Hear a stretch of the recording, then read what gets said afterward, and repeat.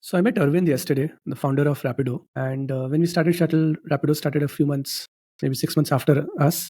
So we go back a bit long. And it was very interesting how this company has become what it is today. In terms of auto, they are the biggest in the country. In terms of two-wheelers, they are the biggest in the country. And they have made their presence felt in the cab space also. And some interesting calls have happened in their journey is what I feel. One is that in the early days, some are calls, some are forcing functions, some are like imposed upon them. But in the early days, they didn't have capital. They had very little capital.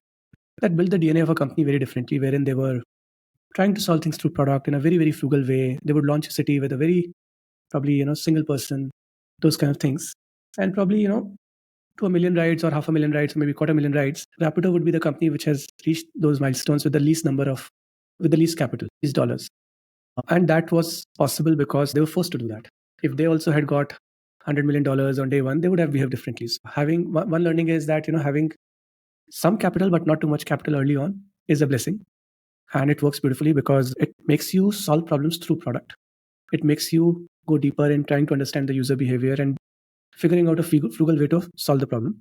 Versus when you get too much money early on, you try to solve every problem by putting people at the problem or throwing money at the problem. And good products don't emerge from those kind of companies. So that was first thing that worked in their favor. Second was there was a time, early days of bike taxi, where people didn't know whether bike taxi will work or not, and that's why nobody got capital really, and that is what played out. But then there was this belief that there is something can happen here, but everyone was scared that Ola and Uber will do it, and they were doing it. They had launched two-wheelers, and that's why also Rapido struggled to raise capital because two heavily capitalized companies were there. But there was one interesting thing that happened was because these companies were focused on cabs and their cab businesses were big, they didn't want to take on the regulators by creating another controversial product. And they kind of worked with yellow plate bike taxis. And Rapido decided to move to white plate bike taxis. And as we know in India, it's so much easy to get a white plate taxi, white plate bike, as opposed to a yellow plate. Yellow plate, there's a process and all that. So the speed at which you can grow and get supply and all is very, very different. So Rapido had less to lose. That again worked in their favor. And they took that brave call, went ahead, had its own share of problems, but that allowed them to gain a lot of market share. But they executed very well because that frugal DNA was still there. And then in 1 year, they started getting a lot of capital. There were like multiple rounds they did in a year when they had a term sheet for the next round while the money from the previous round hadn't hit their account and all those things were happening. So a lot of things happened in one particular year at Rapido, and suddenly it kind of leapfrogged and became a very different company. I think it was 2019 or something, and they were doing about 300K, 400K two-wheeler rides. That was around the time we were also raising capital at Shuttle, and that question used to come to us also. What if Uber launches this? What if Ola launches Shuttle? Ola had already launched Shuttle and struggled and lost, so that was an easier answer, but people were still worried about Uber. So at that time, my realization was that Ola has lost interest in mobility altogether. Now it is very, very apparent. At that time, it started feeling like that. Like what we would hear from people around that, Bhavish is spending all the time in EV. There's some time they were doing for Food Panda also, but there's little effort on mobility as such. And Uber, after Travis moved out and Dara came in, they were not as excited about India. For Uber, for Dara, in Expedia also, the way he used to think of India was, India is a good talent hub. We should have, our capability centers here. We should have developers in Bangalore and all that. But it's not really a big market for us. So in that sense, Uber was not focused on India as much. And Ola was not focused on mobility as much. And that created, and with COVID and all those things happening, I think the team was really, I would say, resilient and relentless. And they kind of went into autos at that time. I think that happened before COVID only, but they really doubled down on autos and all. They were able to gain market share in autos while these big folks were looking elsewhere. And moving from two-wheelers to three-wheelers, and those were primarily cab companies. And this company is coming from the other side. In terms of number of rides, they started becoming very interesting. And that suddenly everyone started taking notice that, okay, there's a company which is doing more rides than maybe these guys, or about the same rides, or at least in auto and bikes, they're combined, they're beating them and all. So that changed the narrative about the company. They got more capital and all that. And then, the Namayatri thing happened. Namayatri was about, more like a subscription model for the drivers. And it's a payment company trying to do something in mobility. They were more focused on that side of things. But the model really worked in that sense that the supply problem got sorted. The profitability of it, the economics of it, I don't have a very good view on. But it did shift supply to Namayatri. And everyone saw it. And Rapido replicated that. And they could do it because they were focused. They were like fast to respond. For Uber, it's a difficult decision. Uber is still doing fine in mobility in India as compared to Ola, but still these kind of calls of moving fundamentally different model, it's harder for them, and because they globally work in a different model, and they have spent so much capital to get to this point, so they have to recoup that capital. They have to generate a return on that capital. While Rapido is benefiting from this because the market was created by Ola and Uber. They created the supply. They got people to buy cabs. They kind of prove that this model exists, and you can buy a car, and and it'll pay up for you. They kind of educated the customers, and at least second car people stopped buying, or some people stopped buying, or it became an alternative. And now comes Rapido with a very different kind of a model, which is maybe working for a supply better, and they're not trying to take too much money out of it in that sense. So the customer is slightly better off, the supply is slightly better off. Overall, it's not as lucrative as Ola and Uber would want it, but it works beautifully for them because they have spent maybe 1/10 the capital to get to where Ola and Uber have gone.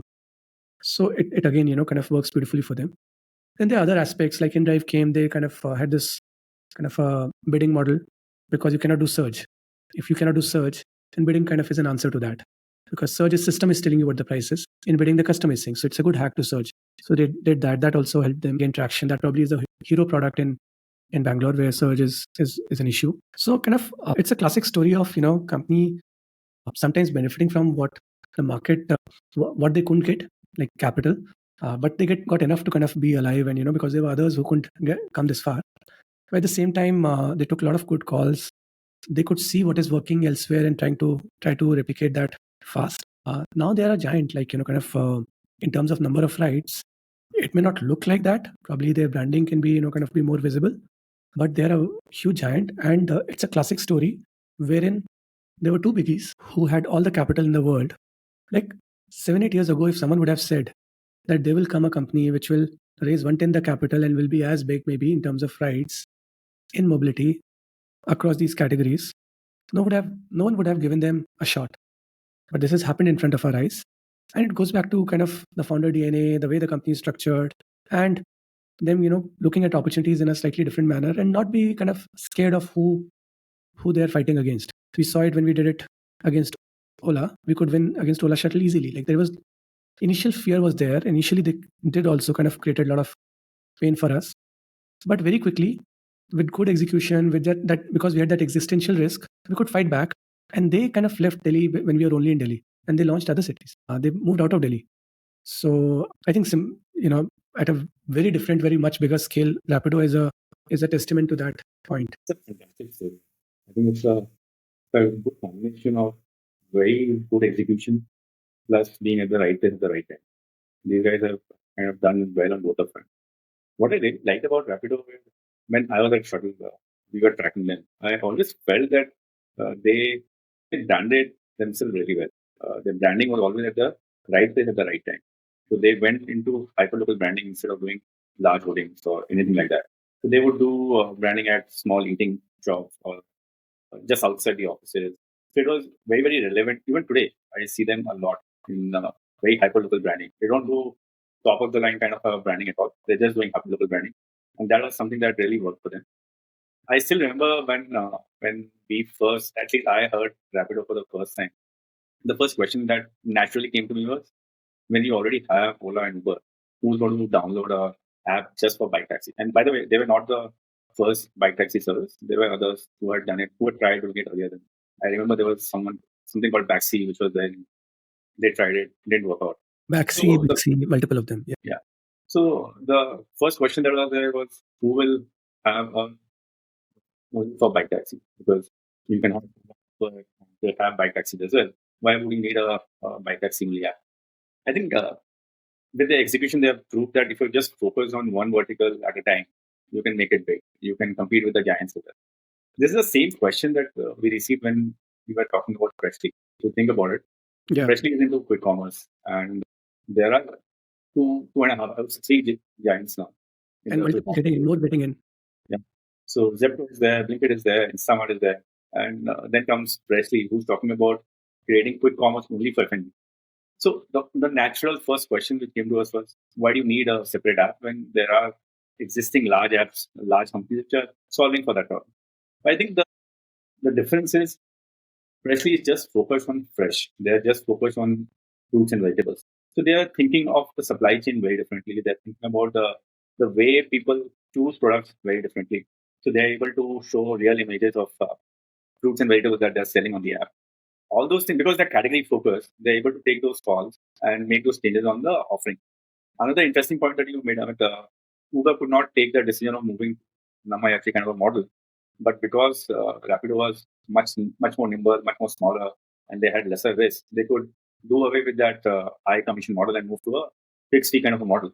Same thing is happening with Freshly. If you look at the existing Q-commerce, everything is routed through the mother warehouse, Right. and the entire process is things first come to the mother warehouse, and then they move to dark stores. Because they are dealing with thousands of categories, thousands of SKUs, they would not want to change the process specifically for fresh. So even fresh moves through the same process of mother warehouse and then to the dark store. And hence there is always a delay of 1.5 day in that process.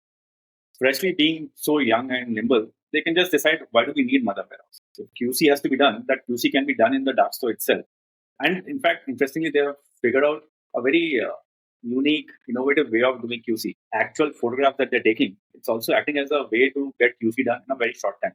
So it helps in packaging at the right time. It helps in doing QC, and it helps consumer decide what they're actually buying. So effectively, the process has been very well defined, making sure that consumer gets a differentiated offering compared to what they're getting in the Q-commerce right now. And hence, I don't know where Freshly will go. Obviously, it's too early for us to kind of comment on what has happened to them. But what gives me confidence is that these guys are just focused on F&B, and they're trying to solve for F&B specifically. If they continue doing focus on F&B, if they execute well, I think there will be a space for Freshly as well. So my point was that I also just felt that maybe there is a certain point of time where a low-cost late entrant can win in a market, right? That's the main point.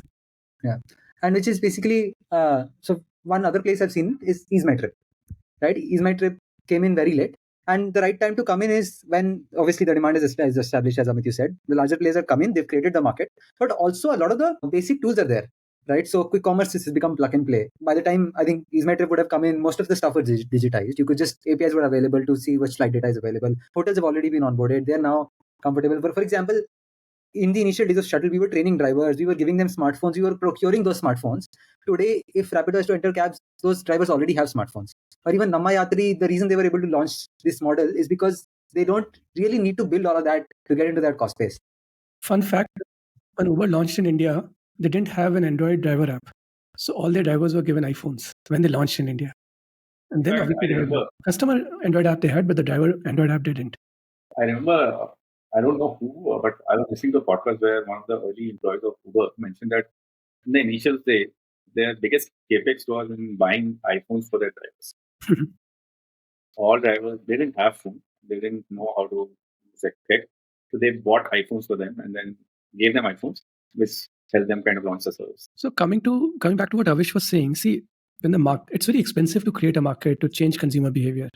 And that's why the early adopters or the pioneers have to kind of go and do that.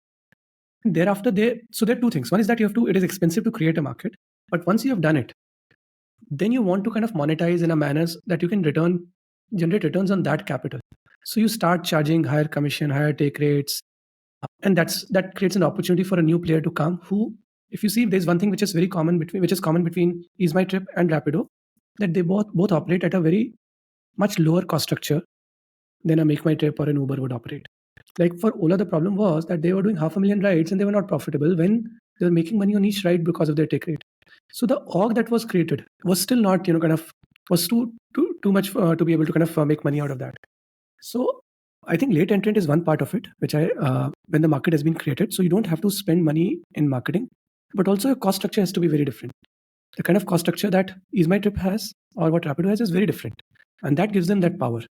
So, and also what helped was, I think, I'm not too sure in the case of Make My Trip, but there was also there was this thing that, okay, we have built the company. We are listed on NASDAQ. We have arrived.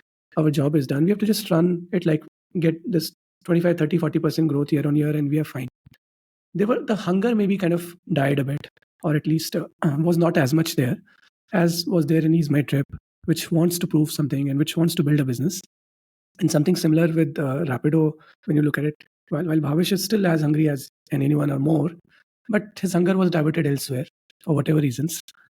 Uber was a different phenomenon, but I think something similar is happening in food. There is this shift of focus to quick commerce, to district, and to a bunch of other categories, because somewhere they say, okay, we have settled at 40-60 market share or 55-65 market share.